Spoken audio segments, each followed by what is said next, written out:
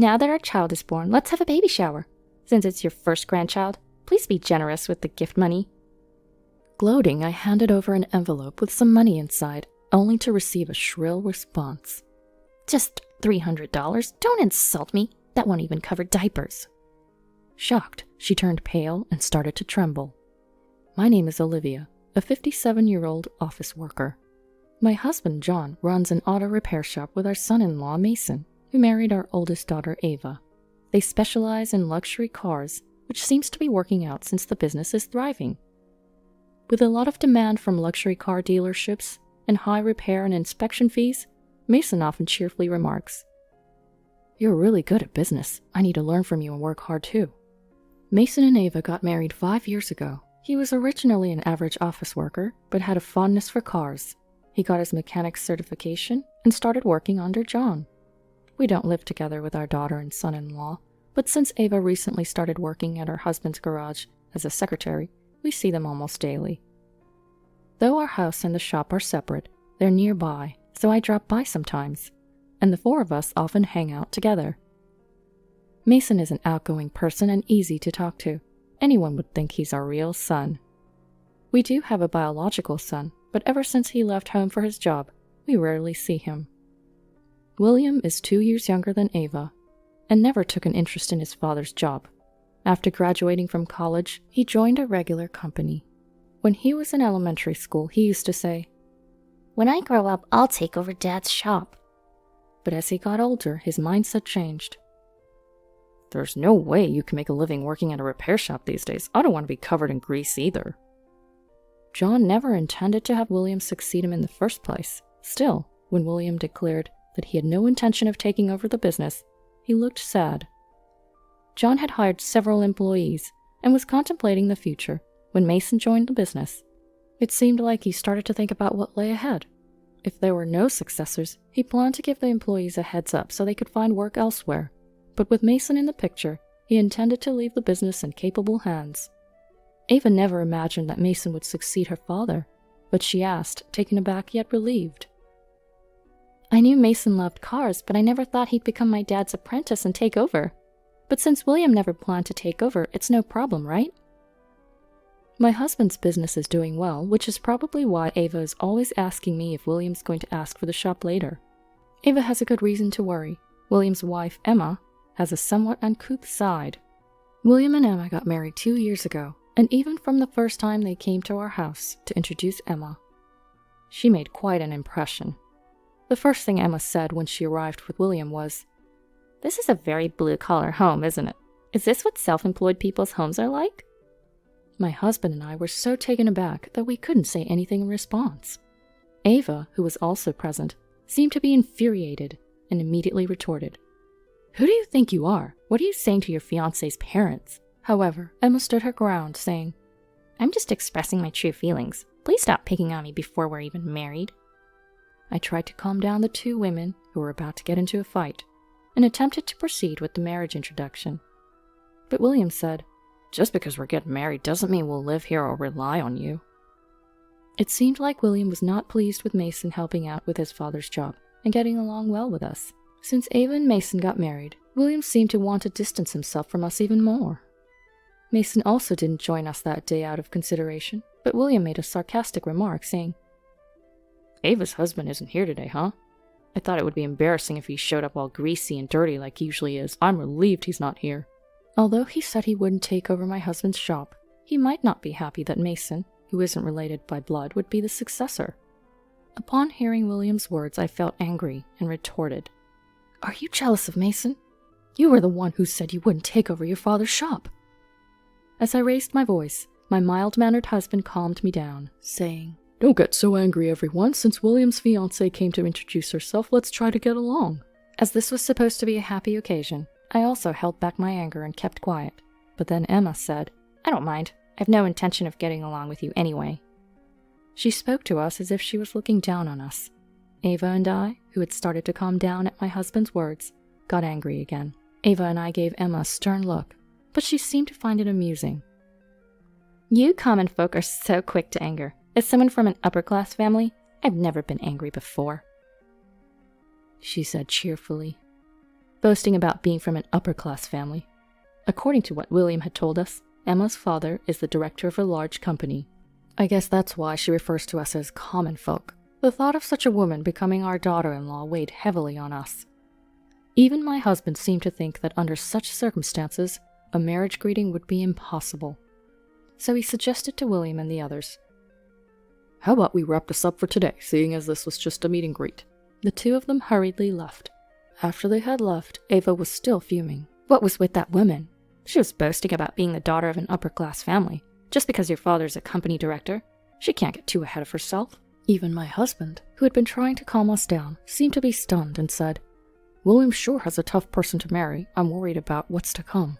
Sighing, he told us about how Emma had been a handful during the preparations for the wedding. The day before the wedding, Emma purposely came to our house and said, "Please make sure to wash yourself and your hair clean, since you work at a mechanic shop, future father-in-law. And please make sure to wear a dress that won't embarrass you, future sister-in-law. You do realize you're an ugly sister-in-law, right? So at least make sure your appearance is decent." She said this in a snide tone. I was about to yell back at her in anger, but my husband responded politely, "Understood. We'll make sure not to cause any trouble." Emma seemed taken aback by this. She must have wanted to say more nasty things and watch us get angry. But she seemed to be unsure how to react to my husband's response and left with a dissatisfied look on her face. At the wedding the next day, Emma came in front of our family and said, "It's embarrassing for everyone to know your relatives, so please behave. And also, this area smells oily, and it's all because of you." She spouted her usual snide remarks. Mason, who had met Emma for the first time, said with a fascinated look, "I'd heard rumors, but she's worse than I expected." Normally, Mason has long, unkempt hair and a beard, but that day he had cut his hair and came dressed in a suit, so Emma had no complaints. However, I wish he had come in his usual work clothes with his long hair and beard, just to see how Emma would react. After the wedding, we didn't hear from William at all. Worried, I said, "I wonder if William is doing okay?" To which my husband responded, "No news probably means he's doing fine." I was worried too, but if we contact him, that wife of his might get angry. "Let's wait for them to contact us," he said, sounding resigned. When they had come for the marriage greeting, they had clearly declared that they did not want to associate with us, so it was hard for us to contact them. 2 years passed without any contact from William.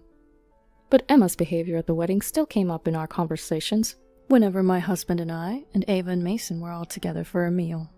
I don't think Emma knew who I was. No one introduced me to her. She probably saw me as some dirty relative, Mason said, to which I replied laughing, "It would have been funny if you had come in your usual work clothes. With your messy hair and beard, she might have kicked you out." Everyone laughed heartily at this. At the wedding, the atmosphere had been so tense that no one had introduced Mason to Emma, and Mason had missed his chance to introduce himself. By now, Mason had completely blended in with our family, and it felt like we had a wonderful son even without William. Then all of a sudden one day, a heavy snowfall caused cars to get stuck everywhere. At my husband's shop, they received requests from customers to tow their cars, so they were very busy. The employees split up the work and attended to them. My husband and Mason had gone out on a request from a foreign car dealer my husband deals with, but when they came back from finishing the job, they both seemed downcast. Ava, who was worried, asked Mason what was wrong, but he just said, "No, it's nothing." He spoke as if nothing had happened, so I didn't think much of it. Then a few days later, William and Emma suddenly showed up at our house, and Emma was holding a baby in her arms. Seeing the baby sleeping in her arms, I couldn't help but break into a smile. And Ava, who happened to be visiting, also smiled and said, "Emma, you had a baby?" She reached out to touch him. Ava recoiled from Emma's hand, yelling, "Don't touch her with your dirty commoner hands. The smell from the oil will rub off." Seeing the baby made me forget, but indeed, even as a mother, Emma has not changed. I realized that as the atmosphere grew tense as usual, Emma said, "Now that our child is born, let's have a baby shower. Since it's your first grandchild, please be generous with the gift money." As she spoke in her usual sarcastic tone, I put $300 in an envelope and handed it to Emma on the spur of the moment. If I had known beforehand, I would have prepared more adequately, but she came so suddenly that I didn't have time to prepare money or ask what she wanted, so I could give it to her later. Snatching the envelope from me, Emma immediately checked the contents and shouted, "Are you kidding me? Only $300? That's not even enough for diapers." Really loud. My usually mid-mannered husband suddenly took the envelope back from Emma, saying, "Don't you disrespect us. The father of that child isn't William, is it?" He yelled back with a ferocity I had never seen in him before. Moreover, he started saying that the child's father wasn't William, which left me utterly confused.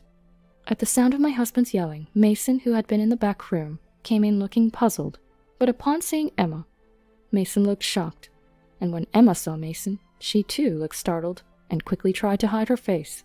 Seeing Mason, my husband said, "Seeing Mason, does that jog your memory? You'll remember him from when we towed your fancy minivan during the heavy snowfall, especially since you were complaining to Mason. I bet you haven't forgotten his face." He addressed Emma, but Ava, William, and I still didn't understand, and we were all surprised. "Is the president you were with at the time doing well? Please tell him for me that if he's going to have an affair, he should do it when it's not snowing, or else he'll get caught." This was even more incomprehensible, but hearing the word affair, Emma and William's expressions suddenly hardened, and Ava and I looked at each other in disbelief.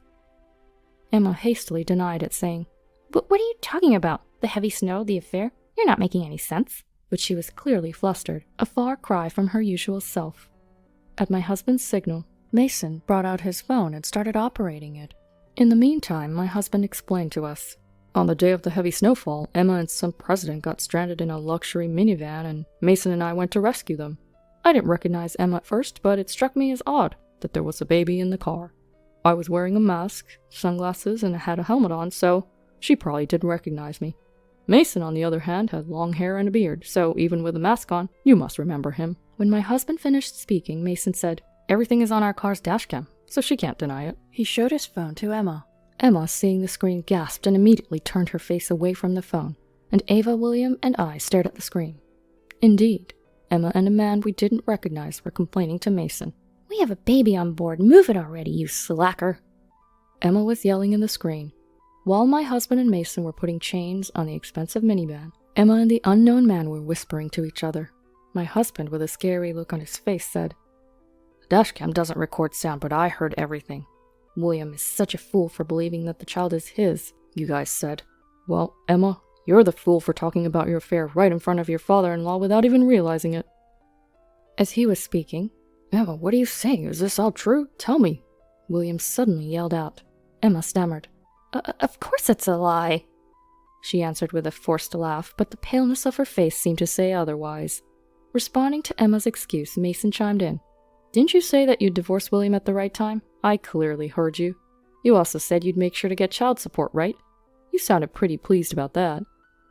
Mason also started speaking the truth. Upon hearing this, Emma became agitated, her hands shaking as she held her baby, and the baby started crying. Seeing her crying baby as an opportunity, Emma exclaimed, "Look what you did! The baby's crying because you're all mean to me. Enough is enough. I'm going home today." Saying this, she left William behind and stormed out. The abandoned William turned even redder in anger than the baby. But once Emma was gone, he seemed to calm down a little. "Dad, is what you said earlier true?" He asked his father for confirmation again. His father silently nodded, and Mason added, "Emma's lover is the president of a company that does business with our shop. I heard from some dealers that Emma accompanied him when he came to buy a car. Apparently, he bought a minivan because they were having a baby." He explained in detail.